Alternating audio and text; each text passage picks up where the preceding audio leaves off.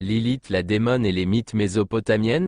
Il faut alors se tourner vers les mythes mésopotamiens qui ont de nombreux points communs avec les récits hébraïques, comme ceux de la création, de l'Éden, du déluge. Ainsi on retrouve dans le récit Enki et Ninersag, sur la création de l'humanité, les équivalents d'Adam et Ève, Enki et Ninti. On y trouve également un troisième personnage, Ninsikila. Si Enki et Ninti sont décrits comme le premier couple, Ninti ayant été créée comme Ève à partir d'une côte de son mari, il est dit que la première femme d'Enki était Ninsikila. Ninsikila se retrouve chez les Akkadiens sous le nom de Lilitu, fille du dieu du vent Enlil. Elle fait partie des 4 démons. Arda Lili, celle qui visite les hommes la nuit et engendre leurs enfants fantomatiques. Idlu Lili, son penchant masculin Lilu, un incube visitant les femmes la nuit.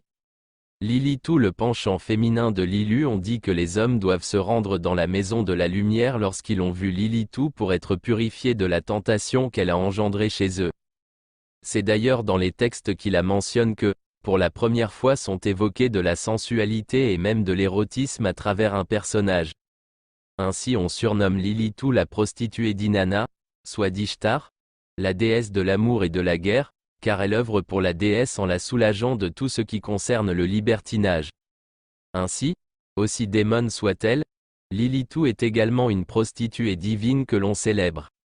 Lilith est la version hébraïque. C'est à partir des récits mésopotamiens que Lilitu deviendra Lilith chez les Hébreux.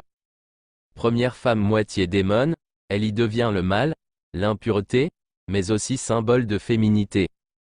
Créée avec Adam de la même manière que lui, et non d'une de ses côtes, le rôle de Lilith était d'être son égale et non le compléter comme le fit Ève. Seulement du fait de son égalité, Lilith finit par se disputer, Adam prenant sa supériorité. Rappelant leur création égale et se tournant vers son créateur, Lilith n'eut aucune réponse de ce dernier. Elle prit cela comme le fait que son créateur donnait raison à Adam et s'enfuit. Dieu la maudit en faisant que chaque jour, 100 de ses enfants mouraient, le temps que ses 3 anges, Senoa, Sansenoa et Semangelof la retrouvent. Ils y parvinrent, mais elle refusa de revenir quitte à subir cette lourde malédiction. Comme ils insistèrent, elle jura que chaque fois qu'elle regardait un des anges, le nourrisson survivrait. Cependant elle tuerait les autres.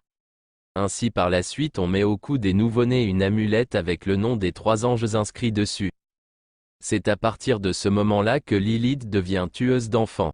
Certains écrits disent que les 3 anges lui donnèrent ce pouvoir du fait qu'elle voulait également se suicider, et donc pour qu'elle survive, soit motivée par son désir de vengeance.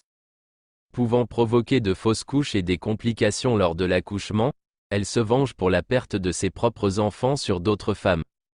Il n'y avait alors plus qu'un pas pour que les récits en fassent une dévoreuse d'enfants. Certains écrits disent que la survie de l'enfant dépend de leur père. S'il n'a pas été souillé par Lilith, alors elle ne peut pas le tuer. Dans le cas contraire, elle dispose de l'enfant comme elle veut. Une autre version raconte que Dieu, voyant leur dispute, foudroya Lilith, ne voyant pas son utilité si elle s'opposait à Adam. Il changea le désir de l'homme envers la femme par un commerce. Ainsi Lilith devint son symbole et une démone ayant tourné le dos à ce pourquoi elle était destinée et allant contre la volonté de Dieu. Les kabbalistes racontent qu'après avoir vu les anges, elle rencontra le démon Samaël. Ensemble ils incarnent le couple démoniaque par excellence. Plus tard ils créeront 2 Lilith, la grande Lilith, toujours épouse de Samaël, et la petite Lilith, épouse d'Asmodée. La mort de Lilith. L'histoire de Lilith a une fin, quand sous les traits d'une esclave, elle rappela à un roi que sans femme il n'était pas roi. Elle ajouta que s'il était épris d'une esclave, il devait l'épouser, faisant d'elle la reine de la Terre Sainte.